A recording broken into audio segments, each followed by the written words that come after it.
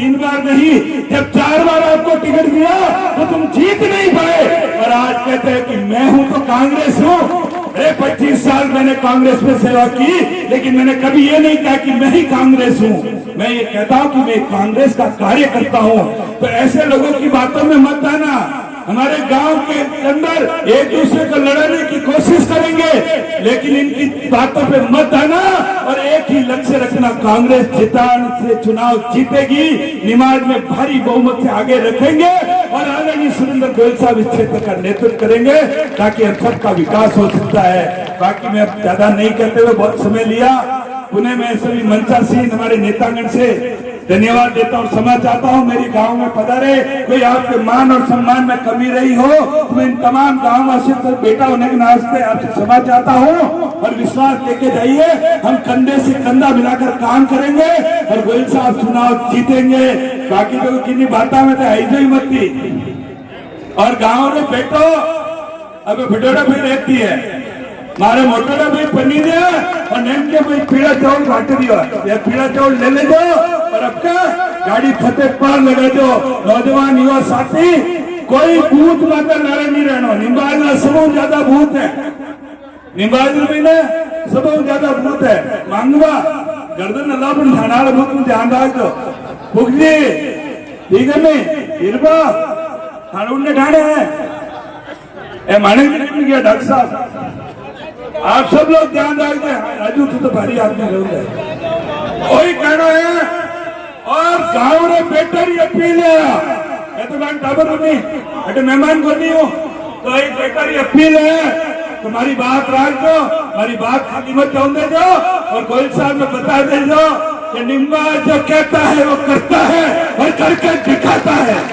इन्हें समझाने साथ बहुत बहुत धन्यवाद। राम राम साहब, हमारे 3 बार जोर नारा बोलो, Congress party, Congress party, Rahul Gandhi, Sonia Gandhi, Ashok Gehlot, Sachin Pilot, Surendra Goyal, Surendra Goyal, निमाजरी जनतारी, राम राम साहब।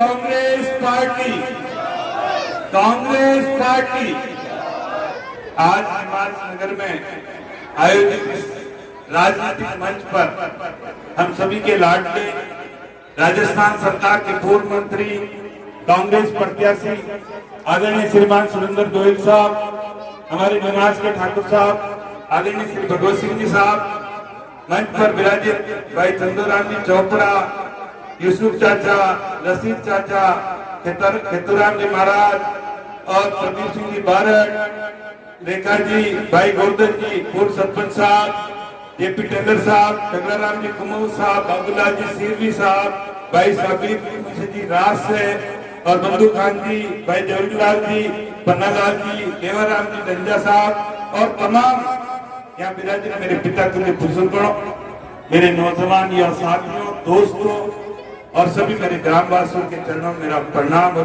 बारंबार नमस्कार। जैसा कि आप सब लोग जानते हैं, मुझसे पूर्व वक्ताओं ने आपको सब अच्छी तरह से बता दिया कि 25 नवंबर को राजस्थान के अंदर विधानसभा के चुनाव होने जा रहे हैं। इन विधानसभा चुनावों में पूरे प्रदेश के अंदर जो एक माहौल बना है वो कांग्रेस पार्टी के पक्ष में है।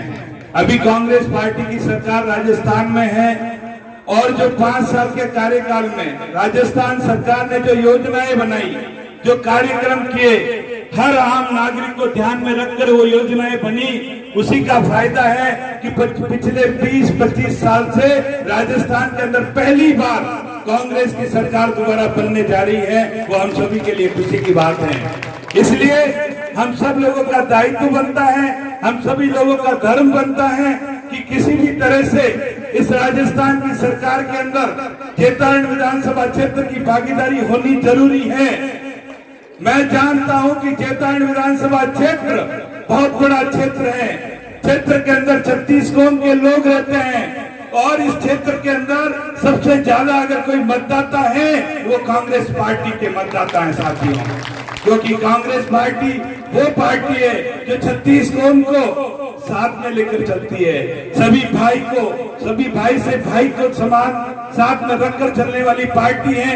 योजनाएं हमेशा बनती है उस गांव के कोने में बैठे हुए उस व्यक्ति को रखकर, ध्यान में रखकर योजनाएं बनती है। इसलिए ये भारत की ऐसी पार्टी है जिसका इतिहास 130 साल पुराना है, जो देश की आजादी के अंदर अपने बलिदान को तक देने के लिए तैयार होने वाली पार्टी कांग्रेस पार्टी है। आप जानते हैं आदरणीय सुरेंद्र गोयल साहब जेतान विधानसभा क्षेत्र में 5 बार विधायक बने, 1 बार 2 बार के नाले पड़ते हैं, लेकिन इनके व्यक्तित्व के धनी, सरल स्वभाव और सब लोगों के अंदर आत्मीयता से घुलने के कारण इस क्षेत्र की जनता ने इनको 5 बार विधायक बनाया और राजस्थान की सरकार में 3-3 बार वो मंत्री बने जो एक विधायक का सपना होता कि मैं उस स्थान पर पहुंचूं, एक अच्छे कैबिनेट मंत्री का दर्जा मुझे मिले। लेकिन वो सौभाग्य हमारी जेतान की जनता को मिला, गोयल साहब को मिला। गोयल साहब ने बीजेपी का झंडा लेकर चलने वाले नहीं थे इस क्षेत्र के अंदर। 1980 के अंदर जब आपने पहला चुनाव लड़ा तो शायद मैं गलत नहीं होऊंगा, आपने कांग्रेस पार्टी से टिकट मांगा था। कांग्रेस पार्टी ने गोयल साहब को टिकट नहीं दिया और इनका फार्म भरने के बाद वो फार्म स्थायी रह गया और इनको चुनाव लड़ना पड़ा। शायद वो घोड़े का निशान था आपका। उस समय इन्होंने इतनी टक्कर दी कि दूसरे नंबर आप रहे। भारतीय जनता पार्टी के नेता आदरणीय स्वर्गीय श्री भैरव सिंह जी शेखावत ने इनको बुलाकर कहा कि आपको भारतीय जनता पार्टी ज्वाइन करनी पड़ेगी और आपका उज्जवल भविष्य है। उनको स्वीकार करते हुए गोयल साहब ने बीजेपी ज्वाइन की और आप लोगों के आशीर्वाद से, समर्थन से राजस्थान को सुशोभित करके मंत्रालय में मंत्री बने। ये हम गर्व की बात है। साथियों, इनकी सेवा बीजेपी के प्रति जो इन्होंने झंडा लेकर चलने की एक बीजेपी को खड़ी की, लेकिन जब वक्त आया तो वही भारतीय जनता पार्टी ने इनको दूध में से मक्खी के जैसे निकाल कर फेंक दिया। जो एक इनका सरासर इनका अपमान नहीं है, ये अपमान पूरी जेतान जनता का अपमान था। जेतान जनता के साथ में भारतीय जनता पार्टी ने कुठाराघात किया कि जो आम जनता के लिए लड़ाई लड़ने के लिए राजस्थान की विधानसभा में हम लोगों की आवाज उठाते थे, वो गांव ढाणी में आज विकास का अगर किसी ने काम कराया वो सुरेंद्र गोयल साहब ने कराया। लेकिन जब इन्होंने जेतान की जनता के स्वाभिमान के खातिर, जेतान के जनता के मान और मनवार के खातिर पिछला चुनाव इन्होंने लड़ा, दुर्भाग्यवश रहा। कोई बात नहीं, इन्होंने भी चुनाव लड़ा। मैं आपके इस गांव का बेटा होने के नाते मैंने भी अपनी किस्मत आजमाई थी। जो भी समीकरण बैठे आप लोगों ने समर्थन दिया नहीं दिया, लेकिन हम लोग लोकतंत्र के इस पर्व में अपनी आवाज उठाकर जनता के लिए चुनाव लड़े और संघर्ष करते रहे। उसी का परिणाम है कि पिछले 5 साल के अंदर हर पार्टी ने अपने अपने स्तर पर, बूथ स्तर पर, गांव के अंदर, ढाणी के अंदर सर्वे करवाए। 5 से 6 सर्वे हुए कि इस जेतान विधानसभा से कौन व्यक्ति चुनाव जीत सकता है। आपको जानकर आश्चर्य होगा कि भारतीय जनता पार्टी और कांग्रेस पार्टी के दोनों के सर्वे में एक ही नाम आया कि अगर कोई जीत सकता है तो उनका नाम है श्री सुरेंद्र गोयल, जिन्होंने जनता के काम किए, जनता के दिल में बसते हैं, जिनके पास कोई जाति है, कोई पार्टी है, सर्व धर्म को अपना धर्म मानते हैं, इस देश के हर इंसान को अपना मानते हैं और इस देश के राष्ट्रीय ध्वज को ही अपना धर्म मानते हैं। इसलिए आम जनता ने इनको चुनने का फैसला किया। बीजेपी के लोगों ने भी प्रयास किया इनको क्यों नहीं टिकट दिया जाए, लेकिन गोयल साहब की एक अधर्मिता या इनका एक संकल्प था कि जिस पार्टी ने मेरा अपमान किया उस पार्टी में मैं दोबारा नहीं चाहूंगा। और कांग्रेस पार्टी ने इनको बुलाकर इनको टिकट दिया। मुझे याद है गोयल साहब आपने टिकट नहीं मांगा, मैंने भी मांगा था टिकट, लेकिन जब सर्वे ये कह रहा है कि सुरेंद्र गोयल साहब चुनाव जीत रहे हैं तो मेरा भी एक ही धर्म बनता है कि जिस पार्टी के अंदर मैं 25 साल से भी ज्यादा समय से हूं तो मेरा धर्म बनता है कि इस पार्टी की विजय हो, उस पार्टी की सरकार राजस्थान में बने। तन मन और धन के साथ आदरणीय गोयल साहब के साथ खड़ा हूं मैं। गोयल साहब ने हर व्यक्ति को अपने गले से लगाया, कोई जाति पाति धर्म कभी नहीं किया। इसलिए साथियों आपको भी मेरा विनम्र आग्रह है कि ये वक्त ऐसा कभी नहीं आएगा कि ऐसे होनहार करते और निष्ठित व्यक्ति एमएलए बनेंगे और मंत्री दोबारा राजस्थान की सरकार में बनेंगे। इसलिए हम सब लोगों का दायित्व बनता है कि 25 तारीख अपने 1000 काम धंधों को छोड़कर अपने अपने बूथ पर मजबूती के साथ में 100% पोलिंग कराने का लक्ष्य हमें लेना होगा साथियों। आज मुझे कभी खुशी भी होती है, कभी गम भी होता है। आज गांव जेतान विधानसभा के अंदर ही नहीं, पूरे राजस्थान के अंदर सबसे बड़ी पंचायत का मुख्यालय है, लेकिन विकास की दृष्टि से कहीं न कहीं हम महरूम है। ये मैं कह सकता हूं इसलिए कि हमारा गांव इतना बड़ा होने के बावजूद भी यह राजनीतिक चेतना का अभी भी कम है, राजनीतिक चेतना का अभाव है साथियों।